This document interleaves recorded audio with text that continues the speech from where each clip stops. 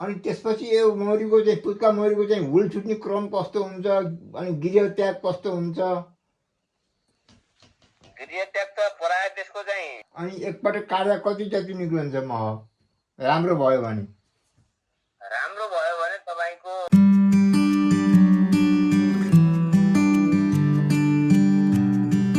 सम्पूर्ण चाहिँ कृषकजीहरूलाई नमस्कार र मेरो भतिज हेमराज तिमीसिंहलाई पनि नमस्कार। म आज चाहिँ हाम्रा भाइ हेमराजसँग पुत्का मौरीको बारेमा मैले केही जान्न खोजेँ।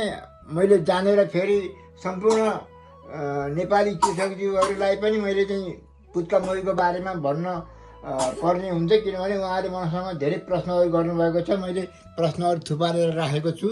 अब म आफूबाट नहुने भए हुनाले नसक्ने भए हुनाले हाम्रा सुर्खेतमा बस्ने भाइ हेमराज तिमीसिंहज्यूसँग प्रश्न गर्नेछु। उहाँले आफूले जानेका कुराहरू बताउनु हुनेछ र तिनै कुराहरू म फेरि हाम्रा सबै समस्त चाहिँ मौरी कृषकहरूलाई राख्नेछु भन्दै मैले हाम्रा भाइ हेमराजलाई मैले सोध्न चाहेँ। अब जस्तै कि यो मेलिफेरा मौरी र सेराना मौरीको बारेमा चाहिँ मलाई अब सम्पूर्ण थाहा छ भन्नै पर्ने हुन्छ, बाध्यता हो, किनभने धेरै वर्ष पनि भयो। अब प्रशिक्षक भएर टुप्पलिएको जान्नै पर्ने हुने, बुझाउनै पर्ने। तर पुत्का मौरीको बारेमा पनि थाहा छैन मलाई र मैले हजुरसँगै मैले चाहिँ मौरी पनि अब एक झार मौरी चाहिँ लिएर आएको छु। त्यसको बारेमा पनि मैले जान्नै पर्ने हुन्छ र म आफूले जानेको अरू कृषकहरूलाई मैले बुझाउन सकुला भन्दै मैले चाहिँ भाइलाई प्रश्न गर्न चाहेँ। जस्तै कि पुत्का मौरी भनेको मेलिफेरा र चाहिँ सेराना जस्तै मौरी हो, त्यही स्वभावको हो। हजुर त्यही किसिमकै हो हैन। अब त्योभन्दा सानो हुन्छ, देखाइमै सानो हुन्छ हैन। रुखको हिसाबले भन्दाखेरि अब मौरी भन्दा डबल टेबल चाहिँ सानो जान्छ त्यो चरनको लागि। टाढा टाढा टाढा जाने।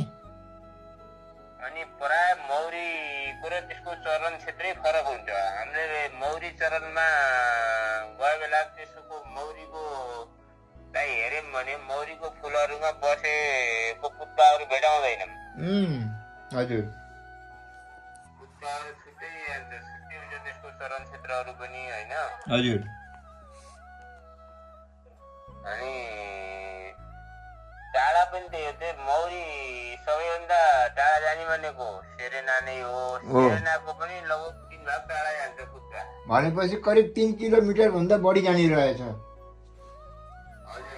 किलोको हिसाबमा 3 किलोमिटर भन्दा बेसी नै जान्छ, कम जानेर 3 किलोमिटर त त्यो मौरी नै गइहाल्छ नि 3 किलोमिटर त।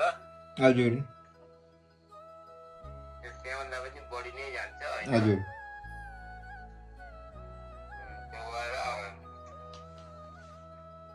त्यस्तै छ। फेरि महँगो पनि त्यसको त्यस्तै छ हैन। महँगो त्यतिकै पर्ने भयो त्यसलाई।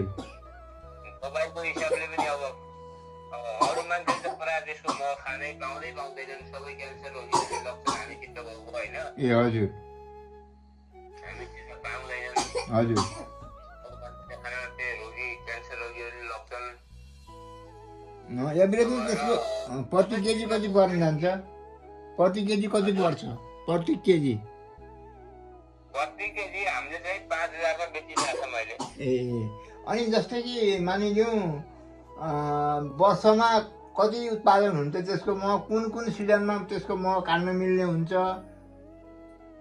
त्यसको मह काट्न मिल्ने भनेको तपाईँको वैशाख जेठमै हो। ए हजुर, वैशाख जेठमा काटेपछि ठ्याक्कै लगभग राम्रो मौरी भयो भनेपछि वर्षमा 2 चोटि जस्तो भने एकैचोटि हो काट्ने। अनि एकपटक काट्दा कति जति निक्लन्छ मह राम्रो भयो भने? राम्रो भयो भने तपाईँको लगभग 1.5 किलो। 1.5 किलो। जस्तै अब एउटा उदाहरण मैले भाइलाई सोध्न चाहेँ के भने मौरीको आयुको बारेमा यही सेराना जस्तै हो कि जस्तै राम्ररी फुल पार्ने प्रतिदिन अब होइन 500 देखि 800 पार्छ भने यसले कति फुल पार्छ राम्रोले? त्यसले चाहिँ 300 भन्ने भेटिया छ होइन। अहिलेसम्म प्रतिदिन 300 भन्ने भेटिया छ। हजुर।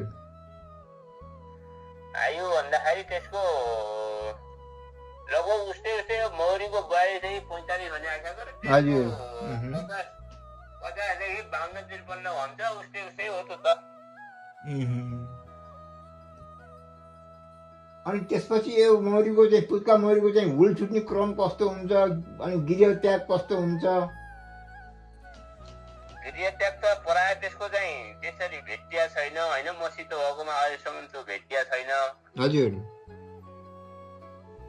गृह त्याग चाहिँ कुनै चिज गरेर त्यसलाई चाहिँ आक्रमण गर्ने ठाउँमै हुँदैन भित्र त्यसलाई आक्रमण गर्ने हुँदैन। हजुर त्यसले गृह त्याग एकदम कमै गर्छ।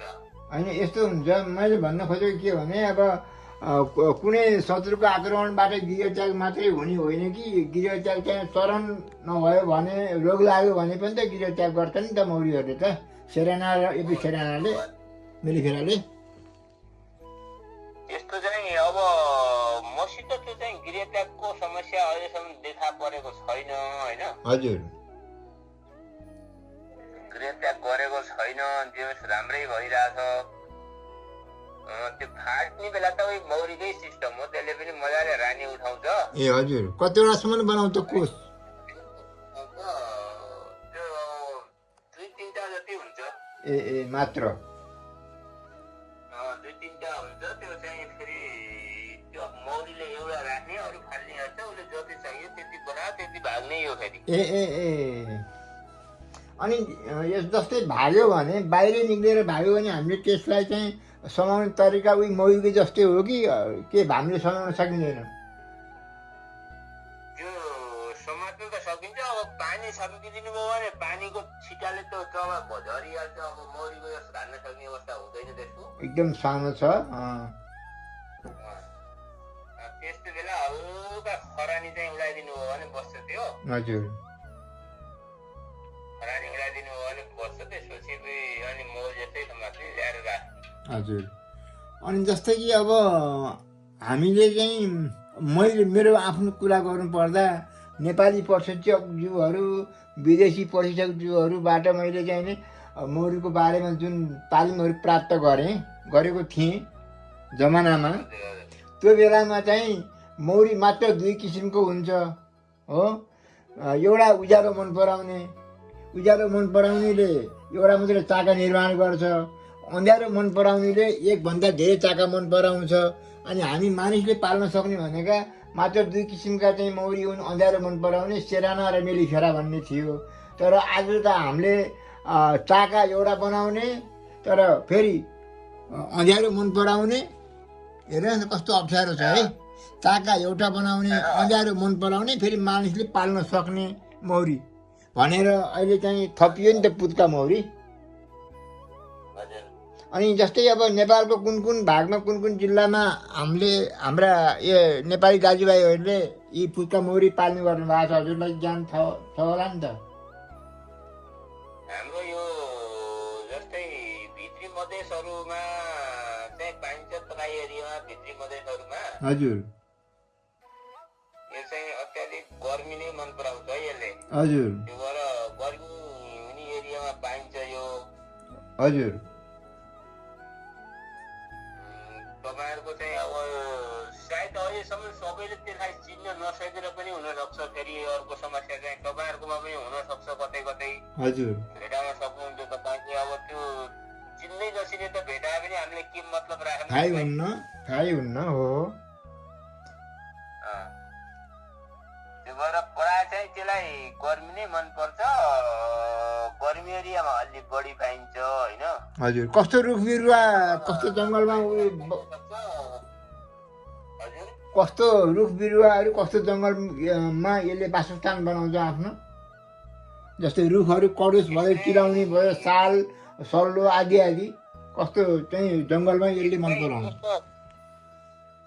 यो प्राय त्यसले चाहिँ जुनसुकै रुखमा पनि बसेको भेटिन्छ त्यो होइन। भित्र धोद्रो भेटियो भने जुनसुकै रुखमा पनि बसेको भेटिन्छ। हजुर त्यो रुख काठ छाट्ने भन्ने हुँदैन त्यसले। ए हजुर जुनसुकै रुखको पनि धोद्रोमा भेटिन्छ त्यो। हजुर त्यो भएर खोज्ने भने कतै भेटिनै सक्छ तपाईँहरूको पनि त्यता। अनि जस्तै एउटा जुन पुत्का मौरीको जुन गोला हुन्छ नि त्यो गोलामा राम्रो गोला यदि भयो भने त्यसमा अन्दाजा कति हजार जति पुत्का मौरीको गोला भयो भने मजबुत ठानिन्छ। पुत्का मौरीको लगभग 50 देखि 55 हजारको हाराहारीमा हुनुपर्छ। मतलब बलियो गोला हुनको लागि। हजुर, यदि भयो भने त्यो बल्ल खान तयारी हुन्छ, नत्र हुँदैन। ठिक छ, धेरै नै जानकारी पाएँ। म यो जानकारी समस्त कृषकज्यूहरूलाई मैले राख्नेछु। आजको लागि जुन पुत्का मौरीको बारेमा हजुरले चाहिँ जानेको कुराहरू मलाई भन्नुभयो।